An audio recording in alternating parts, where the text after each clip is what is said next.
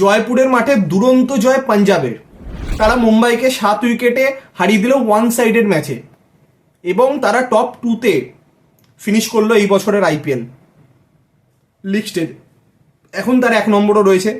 এবার সেই 1 নম্বর স্থানটা তাদের থাকবে না, তারা 2-তে শেষ করবে, সেটা ডিপেন্ড করবে কালকে আরসিবি ভার্সেস এলএসজি ম্যাচের ওপর।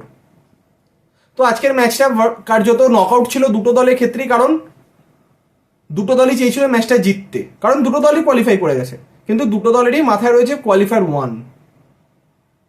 তো সেই ভাবনা চিন্তা নিয়ে মাঠে নামে দুই দল। প্রথমে টস জিতে বোলিং করার সিদ্ধান্ত নেয় পাঞ্জাব। প্রথমে ব্যাটিং করে 184 রান করেন মুম্বাই ইন্ডিয়ান্স।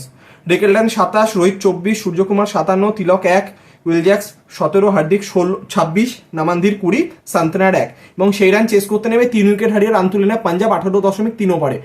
একটি উইকেট নেন বুমরা, 2টি নেন সান্তনার। প্রিয়াঙ্ক সারিয়া 62, প্রভু সিমরান 13, জশ ইংলিশ 73, শ্রেয়াস আয়ার 26, ওয়াধেরা 2।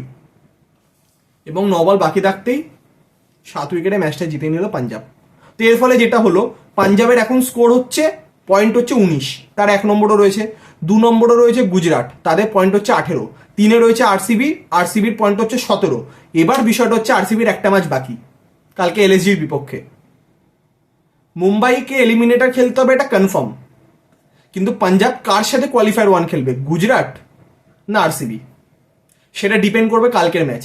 কালকের ম্যাচ যদি আরসিবি জিতে যায়, তাহলে নিঃসন্দেহে তারা রান রেট যদি পাঞ্জাবের থেকে কিঞ্চিত এখনো তাদের কম রয়েছে, সেরকমই যদি থাকে, তাহলে তারা 2-তে থাকবে।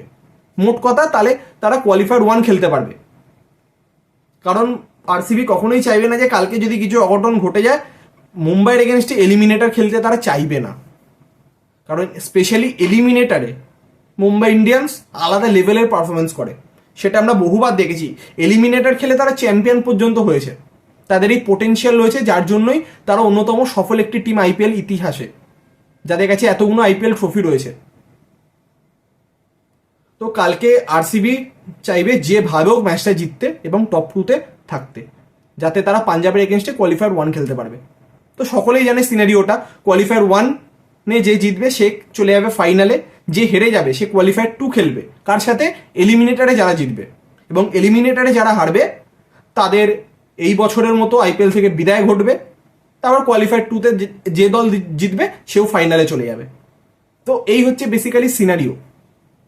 তো সব দিক থেকে বিচার করতে গেলে কালকে আইপিএল 2025-এর লিগ স্টেজের লাস্ট ম্যাচ, এবং খুব গুরুত্বপূর্ণ ম্যাচ, খুব ভাইটাল ম্যাচ দিয়ে শেষ হতে চলেছে এই বছর আইপিএল গ্রুপ স্টেজের ম্যাচ। তো কালকের এই হাই ভোল্টেজ ম্যাচের বিস্তারিত আপডেট নিয়ে অতি অবশ্যই দেখা হবে কালকে নতুন ভিডিওর মাধ্যমে।